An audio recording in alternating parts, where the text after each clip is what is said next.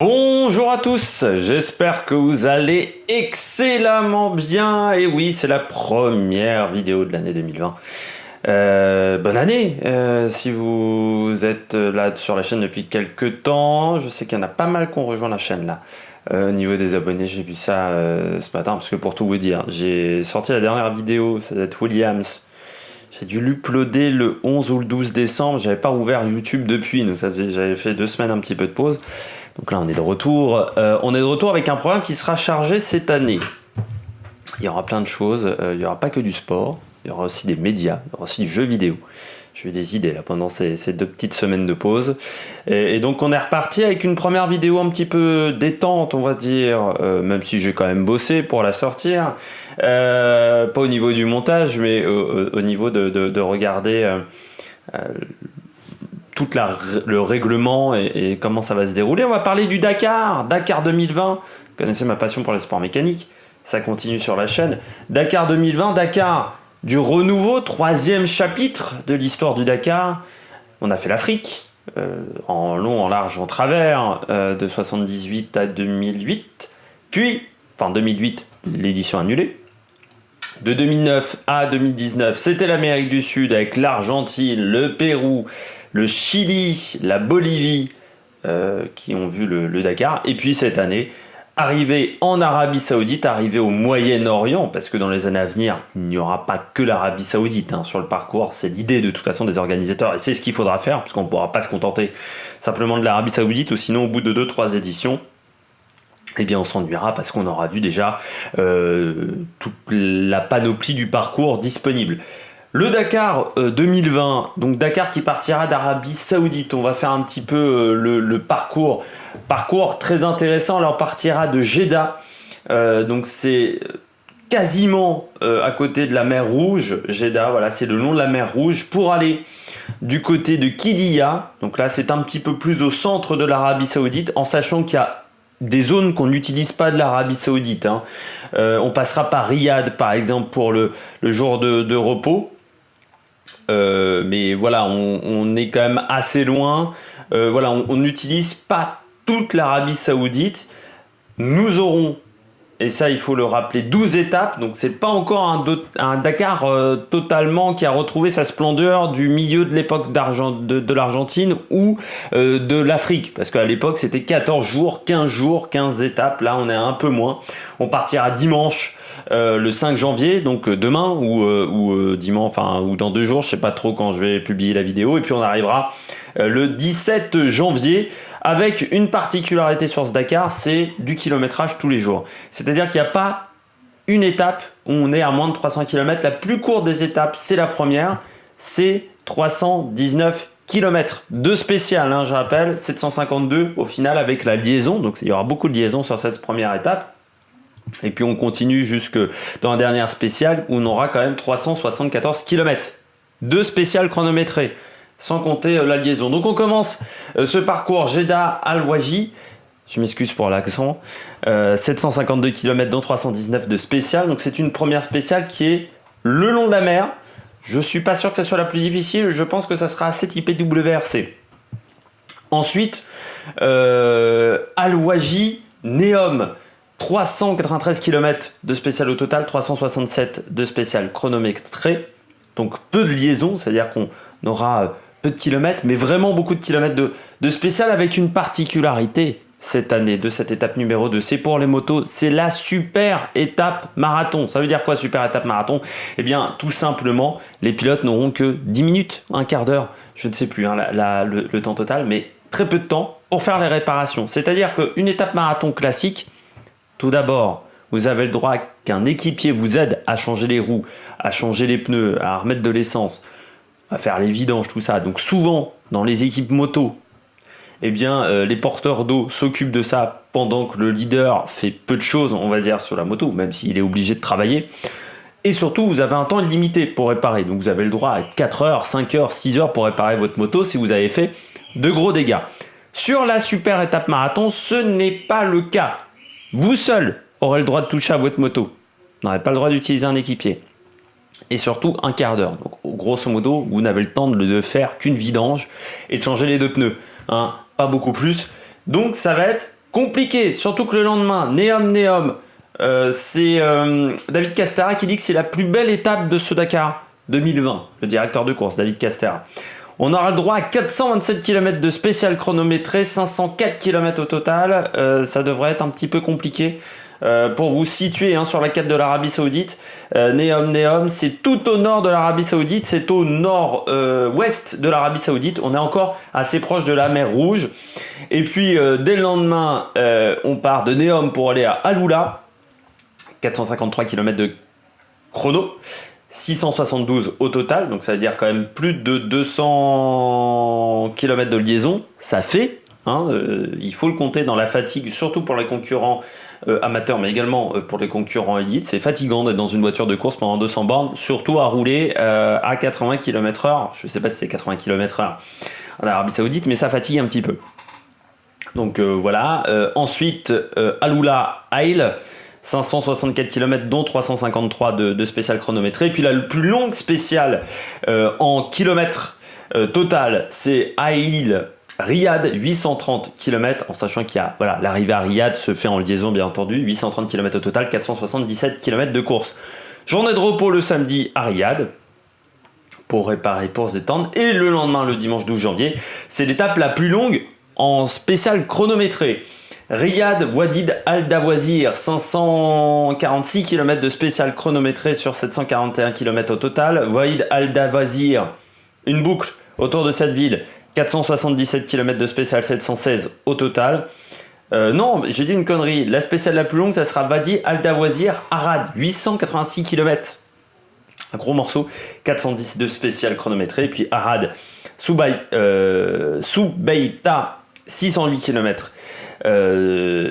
En total et 534 de spécial, et puis les deux dernières spéciales, Soubeta Arad, donc le chemin retour, ça sera 744 km et 379 de spécial, et puis Arad Kidia, dernière spéciale, le vendredi 17 janvier, 374 km de spécial chronométré, 447 au total.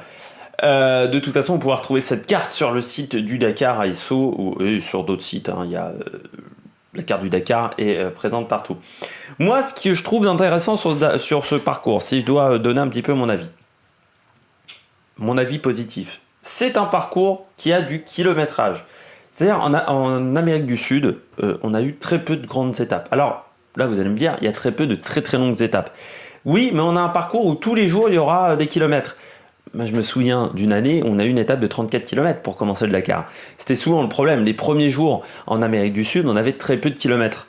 Donc là, c'est vrai que ce qui est intéressant, c'est d'avoir 317 km le premier jour. Il faudra les faire déjà. Ça veut dire 3 heures, 4 heures dans la voiture, 2 chronos et un peu plus. Bien entendu, donc c'est avec la liaison, donc ça veut dire qu'il y aura de la fatigue, il y aura du kilométrage cette année sur le Dakar, ce qui n'était pas le cas l'année dernière par exemple, et même les années précédentes. En Amérique du Sud, c'était toujours un peu le problème, je trouvais des Dakars en Amérique du Sud, c'est qu'on n'avait pas beaucoup de kilomètres de course.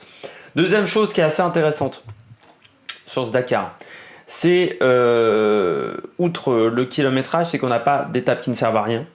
Ça, c'est vrai que c'est assez intéressant. Ce que je trouve assez intéressant, c'est que... Assez intéressant, je vais le dire 150 fois, je pense, dans cette vidéo, c'est que vous avez un parcours sur un territoire inconnu. C'est ça la particularité, l'Arabie Saoudite, on ne connaît pas. On connaît très peu parce qu'on utilise plutôt les Émirats Arabes Unis pour faire des rallyes. Un peu moins l'Arabie Saoudite. Principalement, il y aura de la dune, mais pas que. On aura des spéciales type WRC. Alors moi, je pense que ça se rapprochera de ce qu'on avait en Jordanie lors du rallye de Jordanie. Donc c'était quand même un terrain très cassant. De ce que j'ai vu des quelques images qui ont suité des reconnaissances, des quelques reportages qui se sont déroulés lors des reconnaissances, dont celui de Jean-François Carkert, qui est mon sosie capillaire, qui est sorti il y a quelques temps, c'est qu'il y a des dunes dans des rios. Donc ça va être compliqué, parce qu'une dune, pour passer une dune, il faut prendre de l'élan. Parce que vous passez sur l'élan, la dune. Il ne faut quasiment pas réaccélérer dans la montée de la dune. Parce que l'objectif, c'est d'arriver le moins vite possible en haut de la dune pour pas vous retourner et redescendre tranquillement. Ce qui est très difficile de rouler dans le sable. Et donc là, eh bien, on aura des dunes dans des rios, donc vous ne pouvez pas prendre l'élan. Donc vous êtes obligé d'accélérer dans la montée, et souvent vous allez vous planter. J'ai vu également sur les images, là c'était un reportage je crois de l'équipe, où il y a des dunes également cassantes, comme ce qu'on avait au Pérou, donc des dunes piques. C'est-à-dire que c'est des dunes où vous pouvez facilement vous retourner, surtout vous faire très très mal aux vertèbres. Donc ça, faut pas les passer vite, faut pas attaquer comme un malade non plus dans ces zones-là. J'ai vu des terrains très cassants. J'ai vu aussi une particularité qui a l'air d'être de l'Arabie Saoudite. Faut pas se fier aux traces. Les traces vont dans tous les sens. Donc ça va être compliqué, surtout que la navigation, et je reviendrai sur les changements au niveau de la réglementation, c'est un gros changement de cette année 2020. Et puis, autre particularité de l'Arabie Saoudite, c'est que le jour tombe très très vite dans cette région-là du monde. Vous le savez si vous suivez par exemple la F1 avec le Grand Prix d'Abu Dhabi, qui est assez connu, mais en Moyen-Orient, à 17h il fait jour, le soleil commence à se coucher, à 17h30 il fait nuit noire. Et comme les jours sont très très courts dans cette région-là du monde à ce moment-là de l'année, eh ben on va voir, je pense, beaucoup de concurrents qui vont arriver de nuit. Si vous avez une plantade, vous arrivez de nuit, et les camions en particulier vont certainement rouler énormément de nuit dans les spéciales. Donc ça va avoir ça va augmenter la difficulté des spéciales. C'est pour ça que le kilométrage, vous dites, il n'y a pas de spécial de 750 bornes, par exemple. Chronométré, oui. Mais comme la nuit va tomber très très vite, ça va être très fatigant. Eh bien, David Castera a décidé par rapport à son plan de départ, a décidé de raccourcir un petit peu en kilométrage parce qu'il sait, pardon, j'ai tapé le micro, que la difficulté va être très importante à cause de ça. On passe au changement en termes de réglementation. Il y a pas mal de changements. La notion principale qu'il va falloir retenir sur toutes les petites modifications au niveau de la réglementation, c'est très simple.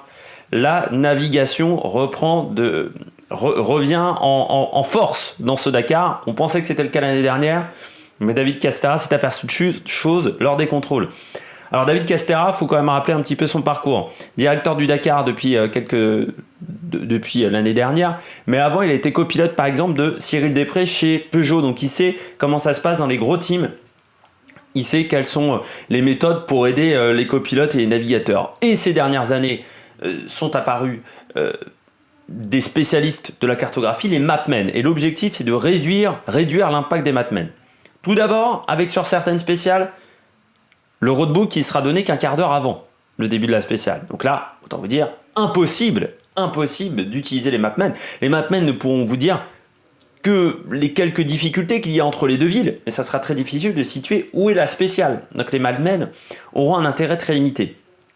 Donc ça, c'est déjà une première indication. Deuxième indication, interdiction de mettre des cartes dans le GPS. C'était possible jusqu'à maintenant. Et ce qui est assez incroyable, c'est que David Castera s'en a aperçu l'année dernière. En fait, en faisant des contrôles, ils se sont aperçus que les top pilotes avaient tous une carte GPS en fait à l'intérieur de leur véhicule. Donc ils savaient grosso modo où était la bonne route et ils utilisaient en fait très très peu le roadbook. Donc ça, remettre une carte dans le GPS, c'est interdit. La carte sera donnée par l'organisation, le GPS est donné par l'organisation. Ce n'est pas autorisé de remettre de modifications dans le GPS. Autre nouveauté dans ce Dakar, et ça c'est une nouveauté vraiment au niveau de la réglementation. Le roadbook sera en couleur. Ça veut dire quoi ? Ça veut dire qu'il y a un code couleur qui a été établi avec les directeurs de la course. Donc le code couleur, il sera le même pour tous les pilotes. Ça veut dire également que les mapmen ont interdiction de mettre des annotations sur les roadbooks. Ce qu'ils faisaient auparavant, on savait que les mapmen passaient toute la journée à faire des annotations sur les roadbooks. Pour donner le roadbook à Daniel Elena ou à David Castera, il y avait déjà beaucoup d'annotations. Ça sera interdit, surtout que les roadbooks, en fait, seront contrôlés à l'arrivée de chaque spéciale. Interdiction également au niveau du téléphone portable. Les téléphones portables devront être dans des boîtes fermées, cadenassées en début de spéciale. Ça veut dire qu'ils n'auront le droit d'utiliser que les téléphones satellitaires. Ça veut dire qu'ils ne pourront prévenir en fait que s'ils sont en difficulté le camion d'assistance. Mais ils ne pourront pas avoir de GPS sur leur smartphone. Ça veut dire que ça a été utilisé par le passé. Et puis surtout, pour contrôler tout ça, on va contrôler au départ à l'arrivée de chaque spéciale. Mais les 20 premiers auront des caméras à l'intérieur de leur voiture, et ça c'est une première, ça va nous donner des belles images, je pense à la télévision, les caméras embarquées, ça va aider à la médiatisation du Dakar, mais surtout ça va permettre de contrôler ce qui se passe dans la voiture chez tous les pilotes, sauf chez les motards. Cette réglementation-là ne s'applique pas chez les motards. Les motards pourront toujours faire des annotations sur leur roadbook. Autre changement au niveau de la réglementation, donc l'étape super marathon, ça j'en ai parlé, avec 10 minutes, voilà, j'avais oublié le temps, c'est 10 minutes, ça sera donc très compliqué. Point stop obligatoire également, ça veut dire qu'on ne pourra pas rattraper du temps au niveau de l'essence. Donc c'est pour des questions de sécurité, c'est pour les autos et les SSV, donc ça va diminuer le nombre de dépassements également pour des pilotes qui remontaient très vite le peloton. Comme l'année dernière, pour les pilotes amateurs, droit à un joker, c'est-à-dire si vous avez donné en première semaine et que vous avez le temps de réparer votre voiture, vous avez le droit de participer à la deuxième semaine de course. Ça c'est toujours, je trouve, assez intéressant. Et puis le règlement au niveau des SSV, donc des side-by-side véhicules, comme vous le savez, a un peu changé. Il y aura les T3 normaux, qui seront donc des buggy légers de série, et puis les T3S qui seront des buggy prototypes. La différence, c'est que certains sont limités à 130 km/h, les autres à 120, mais c'est aussi des différences au niveau des suspensions, des débattements de roues qui changent dans cette catégorie. Et les camions d'assistance qui étaient en course, vous savez, hein, dans la catégorie camion, vous avez les camions qui jouent la gagne, puis vous avez, et qui des fois aident quand même certaines équipes, mais vous avez surtout les camions qui servent d'assistance rapide. C'est-à-dire que c'est plus facile d'avoir un camion qui est dans la course, toutes les grosses équipes en ont un, qui fait la spéciale, mais ils avaient le droit de quitter la spéciale et pas faire certains bouts de la spéciale. Maintenant, ils seront obligés de revenir dans la spéciale, là où ils sont sortis pour aider les copains. Par exemple, aider, je ne sais pas, Peter Hansel, le camion mini qui est en course, sera obligé de bifurquer pour aller vers Stéphane Peter Hansel, puis de repartir en arrière et de reprendre la bonne direction vers l'arrivée. Donc ça va changer un petit peu la donne au niveau des camions d'assistance. Voilà les gros changements au niveau de la réglementation dans cette année 2020, et je trouve que c'est intéressant pour tout ça. On va voir les favoris, et ce qui est important de voir tous les favoris cette année. En moto, on commence en moto, KTM, archi favori. Pour moi, il faudra quand même lutter face à Van Beveren, mais chez KTM, il y a quand même une sacrée armada. Toby Price, Walkner, Sunderland, là c'est quand même du top. Chacun ont remporté minimum un Dakar. Tu rajoutes à ça, du côté de l'équipe KTM, des pilotes qui sont quand même intéressants. Là, il y a Sens, la pilote féminine, mais qui est très forte. Également, et puis Luciano Benavides qui est un jeune pilote argentin mais qui est toujours très rapide, je trouve très performant, et puis Ross Branch qui vient du Botswana mais qui est un jeune pilote très intéressant, et puis Stefan Svitko également indépendant mais qui arrive toujours à être performant. Il est monté quelques fois sur le podium, Svitko, le Slovène. On retrouve également Yamaha. Alors Yamaha, ça sera surtout Adrien Van Beveren, mais il ne faudra pas négliger Xavier de Soultré qui avait fini, je crois, 6e l'année dernière. Je reprends la petite page. Oui, il avait fini 6e l'année dernière à moins d'une heure. Donc ça sera très fort. Ça sera le favori Van Beveren dans l'équipe, mais lui sera un bon renfort de poids dans cette équipe. Chez Yamaha, il y aura aussi Franco Caimi, l'argentin, mais qui est quand même moins fort. De toute façon, pour moi, l'équipe Yamaha, c'est leur souci. Ils ont une moto qui est performante, mais ils n'arrivent pas à avoir une armada comme chez KTM. Surtout que l'armada KTM, elle est complétée par l'armada Husqvarna. Husqvarna, c'est l'équipe suédoise, mais qui sont en fait des KTM, les Husqvarna, si vous ne le saviez pas. Et donc, vous retrouvez chez Husqvarna deux très bons pilotes, Pablo Quintanilla, le Chilien, et surtout Andrew Short, la pépite américaine qui, je pense, va potentiellement gagner un Dakar dans quelques années. Chez Honda, pour moi, je pense que Honda est un peu plus en difficulté. Il faut le dire. C'est une équipe qui, je trouve, a du mal à trouver un leader. Alors pour moi, s'ils utilisent Kevin Benavides comme leader, c'est une bonne idée. Par contre, s'ils s'appuient sur Barreda, c'est une mauvaise idée. Barreda, c'est un pilote qui ne comprend pas que le rallye raid, ça ne marche pas comme le motocross. C'est pas des manches de 45 minutes, c'est des vraies courses. Le rallye raid, et c'est des courses d'endurance principalement, donc il faut savoir faire attention à sa machine. Et le problème, c'est que Barreda, il veut toujours coller 20 minutes à tout le monde, sauf qu'en rallye raid, tu colles pas 20 minutes à tout le monde, surtout que cette année, on est sur un terrain qu'il ne connaît pas. où la navigation va pas être facile, je pense, pour les motards, donc ça va être compliqué. Donc chez Honda, on retrouve Benavides, Paulo Gonçalves, le portugais qui est tout le temps là, mais qui est quand même pas le meilleur pilote au monde. Donc pour moi, c'est pas le pilote le plus fiable. Et puis Ricky Brabec, l'américain, jeune et impétueux, mais qui pourrait nous donner des merveilles. Et puis il faut pas oublier aussi José Ignacio Cornejo, le numéro 17 dans cette équipe, et Johan Barada, bien entendu, ça j'en ai déjà parlé. On retrouvera également Adrien Medj et Johnny Aubert sur la Charcot. Johnny Aubert qui est un pilote qui a déjà fait le Dakar il y a 2 ans, il avait fini 6ème, et c'est un pilote qui pour moi avait déjà fait d'autres choses dans sa carrière. C'est-à-dire que cette année il fait vraiment du rallye raid. Mais je crois qu'il a fait du motocross et de l'enduro, Johnny Aubert, pendant très longtemps. Donc c'est un pilote très très intéressant, le pilote Charcot, qui je pense sera très rapide. On passe au quad. Alors la catégorie quad, c'est un peu compliqué. C'était surtout des concurrents d'Amérique du Sud qui venaient. Donc là, le fait qu'on ait déménagé en Arabie Saoudite, eh bien, c'est un peu une catégorie qui devient le parent pauvre. Déjà que c'était pas top. Alors on perd les frères Patronelli, par exemple, qui ne seront pas là. On retrouve par contre Rafał Sonik, le Polonais, qui l'année dernière avait pas été, ça n'avait pas été facile pour lui. On retrouve également Ignacio Casale. Et puis les Français, c'est peut-être l'année des Français, avec Axel Dutry chez Yamaha, mais surtout Alexandre Giroux, également chez Yamaha, mais qui a un quad officiel, Alexandre Giroux, le 252, et qui pourrait être très performant. Et puis ne pas oublier non plus Sébastien Soudet, également le vieux de la vieille, dans cette catégorie. Mais voilà, ça sera compliqué. Normalement, ça devrait se jouer entre Casale et Rafał Sonik, mais pourquoi pas d'autres concurrents un peu surprenants du fait qu'on perde les frères Patronelli. Du côté des autos, bagarre entre Toyota et Mini, vous en avez l'habitude, c'est vrai qu'on a du mal à trouver un autre constructeur, mais en même temps, j'en parlais avec Citroën du côté du WRC. C'est très compliqué la médiatisation du rallye raid. Vous perdez de l'argent, vous gagnez pas de l'argent avec le rallye raid, et comme vous gagnez pas de médiatisation pour vendre vos bagnoles, c'est un peu compliqué, en sachant que Mini, je rappelle que c'est le team X-Red, donc c'est un soutien, on va dire, officiel, mais c'est pas Mini qui gère l'équipe, et de l'autre côté c'est Overdrive qui gère les Toyota, et c'est l'importateur sud-africain de chez Toyota, donc c'est pas non plus toute l'équipe Toyota qui gère. Bien entendu, chez Mini, on aura Nani Roma qui sera le leader, avec Stéphane Peterhansel, qui ne sera pas copiloté par sa femme. Normalement, il devait être copiloté par Andrea Peterhansel, mais ça ne sera pas le cas. Il sera copiloté par Polo Fiusa, les problèmes physiques pour sa femme. On retrouvera également Prigonski, qui avait fini 4ème l'année dernière, se méfier du pilote polonais.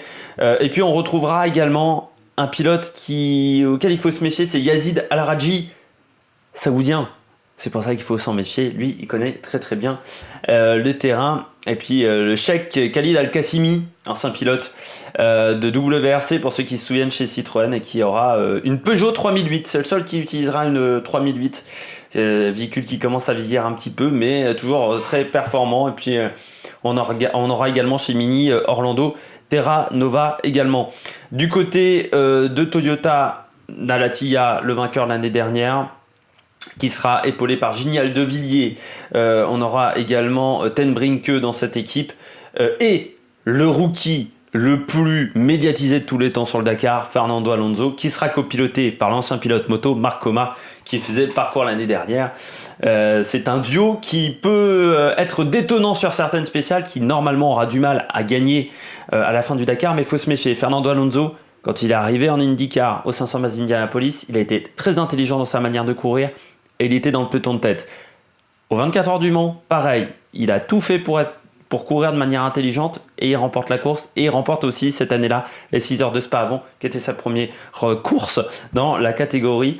Là, c'est un peu pareil, c'est-à-dire, je pense qu'il ne vient pas là en tant que touriste, il vient là pour la gagne, et il fera tout pour tenter de gagner le Dakar. Et puis, on n'oubliera pas également Mathieu Serradori, qui a été très très fort sur le rallye du Maroc, avec un buggy. Il y a aussi Romain Dumas également sur un autre buggy. Donc ça, c'est des pilotes qui sont intéressants. Et puis ne pas oublier Martin Prokop sur le Ford Raptor, toujours très performant. Et puis on n'oubliera pas également dans la catégorie normalement pas proto, dans la catégorie des véhicules de série, Christian Lavieille, toujours là avec Jean-Pierre Garcin, équipe vraiment de qualité dans ce peloton. Mais voilà, ça devrait jouer entre tous ces gens-là au niveau des favoris, mais faire attention à Alid Al-Qassimi, Yazid Al-Araji, qui pourrait être très très fort. En SSV, Chaleco Lopez, très fort. Le pilote, ancien pilote moto, ceux qui se souviennent, c'était chez Aprilia au tout début du Dakar en Amérique du Sud. Très bon pilote, Francesco Chaleco Lopez, qui l'année dernière avait été assez étonnant en SSV, où il était vraiment là pour jouer la gagne jusqu'au bout. Gérard Fares-Gale, pilote d'expérience également, avec Reynaldo Varela, le Brésilien, qui je crois s'est déjà imposé dans la catégorie. Et puis surtout un petit nouveau, Cyril Després, qui sera donc copiloté par Mike Horn sur le buggy 403 préparé par Red Bull. Il y a eu beaucoup d'investissements dans ce buggy. Faudra se méfier de Cyril Després, surtout qu'il ne vient pas dans la catégorie SSV pour enfiler les perles. Comme on dit, il vient là également pour jouer la gagne. Dans cette catégorie-là, il a été rétrogradé un petit peu. Il est plus avec les autos, on va dire, incroyables. Il est en SSV, donc il fera tout pour gagner un SSV. On n'oubliera pas également un ancien pilote de WRC, pour ceux qui se souviennent, qui n'était pas excellent, c'est Conrad Rottenbar, qui sera là également sur le 404. Et puis Kazekuri et Sean Berryman sur le 405. On se souvient de Kazekuri, c'est un petit peu compliqué. Son premier Dakar, il avait abandonné, je crois, au bout de 3 ou 4 jours. Il a vu pas mal de problèmes. Et puis du côté des féminines, on aura Camilla Liparotti, l'italienne, qui est là depuis de nombreuses années dans la catégorie. Et puis pour Cyril Després, un copilote de luxe, parce qu'il aura Mike Horn qui est revenu d'une tournée en Arctique un peu compliquée. Et puis on finit avec les camions. Du côté des camions, eh bien, qui va réussir à battre Kamaz? C'est toujours la grande question. C'est un peu comme KTM en moto. L'armada Kamaz avec Sotnikov, Nikolaev, c'est quand même toujours impressionnant dans cette équipe. Ils ont toujours du monde. Karginov également qui est là, Shibalov, hein. C'est une équipe qui est exceptionnelle avec que des Russes. On retrouvera également Alex Loprez sur le Tatra, Vyazovic sur le Maz. Le Maz l'année dernière qui avait été en difficulté. Il y aura Vyazovic, Vasiliev. Donc le Maz, c'est les camions biélorusses. Martin Machik également qui sera là. Alors lui, il est, je sais plus sur quelle camion, je vais regarder ça tout de suite. Les Néerlandais chez Renault avec Van den Brink. Plutôt très performant. La surprise, c'est de voir qu'il n'y a pas de Roy présent. Martin Machik, il sera sur un camion, sur un Iveco. Voilà, Martin Machik, il remplace un petit peu les De Roy qui n'est plus là. Et puis ça sera Janus Van Kasteren qui sera sur un Iveco de chez De Roy, mais qui a abandonné les 2 dernières années, donc je suis pas sûr que ça soit facile pour Iveco cette année du côté des camions. Et puis du côté des Français, par contre, ça sera compliqué dans cette catégorie. On sait que c'est une catégorie qu'on n'apprécie pas énormément. On a surtout du mal à trouver des pilotes performants dans cette catégorie. Alors mon avis sur ce Dakar 2020, sur le papier, ça semble très joli. Après, est-ce que ça sera aussi bien dans la pratique? C'est ce qu'on verra. De toute façon, je ferai un bilan à la fin des 2 semaines de course. Je pense le dimanche ou le samedi qui suivra. Moi, il me donne envie parce que je crois qu'il a été conçu de manière intelligente. Je crois que la réglementation qui change au niveau de la navigation, c'est bien, ça va dans le bon sens, redonner du pouvoir à la navigation. On veut des gens qui se paument, voilà, dans le rallye raid, tout simplement. Ça fait du spectacle, c'est-à-dire que avec des gens qui peuvent se paumer, eh bien tout simplement, même si vous avez 2 heures d'avance, rien n'est fini sur un Dakar. Surtout que cette année, ce qui est intelligent, c'est d'avoir fait des étapes avec du kilométrage, mais qui ne sont pas trop longues. Ça va permettre de tester un petit peu la formule. Malgré tout, pour certaines catégories, on va rouler de nuit, pas mal de nuit, et ça va être également très difficile. Alors c'est difficile à dire à l'avance, mais j'ai l'impression qu'il y a du terrain. C'est pas que des dunes, comme ce qu'on a vu au Pérou, par exemple, l'année dernière. On a un terrain un peu plus varié et des paysages peut-être un peu plus varié, même si, bien entendu, la majorité du parcours, ça sera des dunes, parce que vous avez tout un quart du pays en Arabie Saoudite où il n'y a rien. Et ça, donc, c'est donc formidable pour le Dakar. Alors forcément, ça va poser des problèmes en termes d'éthique, bien entendu, parce que l'Arabie Saoudite n'est pas le pays le plus sympathique au niveau des droits de l'homme, par exemple. Mais sur le côté sportif, c'est intéressant. Après, c'est sûr, sur le droit des femmes, sur plein de choses, c'est un problème. Mais au niveau du Dakar, vous vouliez quoi? Rester en Amérique du Sud et faire le tour du Pérou? Je crois qu'on l'avait déjà fait l'année dernière. Je crois que c'était un petit peu un gag, le Dakar de l'année dernière, donc il fallait trouver une solution. Soit c'était l'Afrique, mais il semble que ça soit encore un peu difficile, par exemple en Mauritanie, que ça soit un peu complexe. Le Mali est toujours dans une situation difficile et le Dakar passait parfois au Mali, donc c'est toujours compliqué de rejoindre le Sénégal et de rejoindre Dakar au Sénégal. Alors après on aurait pu partir de Dakar et d'aller en Afrique du Sud, mais je pense que dans ce genre de parcours là, on aurait eu moins de dunes, parce qu'à part le désert de Namibie, il n'y a pas grand chose. Et donc c'est un peu plus pratique d'aller en Arabie Saoudite, parce que normalement on sait qu'on va avoir du sable, et le Dakar c'est principalement du sable. Donc moi je suis plutôt alléché par ce Dakar 2020, je pense que c'est intéressant. Après on verra bien entendu dans la pratique, je ferai un débrief de ce Dakar. Mais déjà on a l'arrivée d'Alonso en auto du côté des SSX, vraiment ça grossit, et je pense que c'est une catégorie à suivre cette année. Avec des Praet, avec Kazekuri, avec Ignacio, avec Chaleco Lopez, donc ça c'est intéressant, c'est plus une catégorie un peu inférieure. Dommage, je dirais, ce sont les quads, où vous savez que cette année on perd quand même pas mal de bons pilotes, dont les frères Patronelli qui étaient quand même les leaders de la catégorie. Puis il faudra pas négliger également les camions, avec qui pour battre Kamaz, qui pour battre également KTM. Ça fait depuis 2000 que KTM n'a pas perdu. Donc la dernière fois c'était le regretté pilote français Richard Singt sur BMW. Ça commence à faire un petit peu. Voilà, on aimerait que ça change un petit peu, peut-être avec Van Beveren du côté de chez Yamaha. De toute façon il l'a dit en interview, j'ai vu sur France 3 Nord Picardie qu'il a indiqué qu'il voulait ramener la coupe du Dakar à la maison. Donc voilà, c'est son objectif, et je pense que ça sera quand même un adversaire important. Mais il me semble que KTM est très fort, surtout qu'il n'y a pas qu'un pilote, ils sont trois, ceux qui avaient fait le podium l'année dernière, c'est-à-dire Price, Walkner, Sunderland. Et pourtant l'année dernière on pensait qu'ils étaient au fond du trou en fin de première semaine, avec un Toby Price qui en plus, je vous souvenez, avait un poignet en compote, et il a quand même réussi à gagner le Dakar. Donc Toby Price en pleine forme, ça peut être difficile d'aller le chercher, mais c'est un Dakar, il y aura des surprises forcément. Vous vous souvenez de ce qui s'était passé la première année en Argentine avec les Mitsubishi, qui à l'époque était l'équipe dominatrice, qui avait décidé de rouler au diesel et qui s'était planté lamentablement avec un nouveau proto catastrophique, avec un Luc Alphand qui était tombé dans un trou d'eau, mais un peu comme une merde, il faut le dire. Alors qu'à l'époque c'était le pilote numéro 1 chez Mitsubishi, il avait remporté le Dakar précédent, le Dakar 2007. Et puis Carlos Sainz qui était tombé dans un ravin. Et puis la surprise Nasser Al-Attiyah, à l'époque personne ne le connaissait vraiment, sur une BMW X3 qui avait dominé les premiers jours de course avant d'être disqualifié ou d'abandonner, je ne sais plus. Et puis à la fin c'était Gini Aldevilliers, le facteur, qui avait remporté son seul Dakar pour le moment. Donc se méfier sur ce Dakar, on pourrait avoir de grosses surprises. Allez, j'espère que vous avez aimé cette vidéo. N'hésitez pas à vous abonner. Si vous êtes abonné, c'est super. Alors n'hésitez pas dans ce cas-là à mettre un pouce bleu si vous avez aimé la vidéo. N'hésitez pas à réagir dans les commentaires, même si je ne réponds pas, je l'ai dit à chaque fois. Je réponds pas toujours, mais souvent je mets un pouce bleu. Des fois je ne sais pas quoi répondre, tout simplement. Et puis on se retrouve pour de nouvelles aventures sur la chaîne. Allez, ciao ciao et bonne année 2020.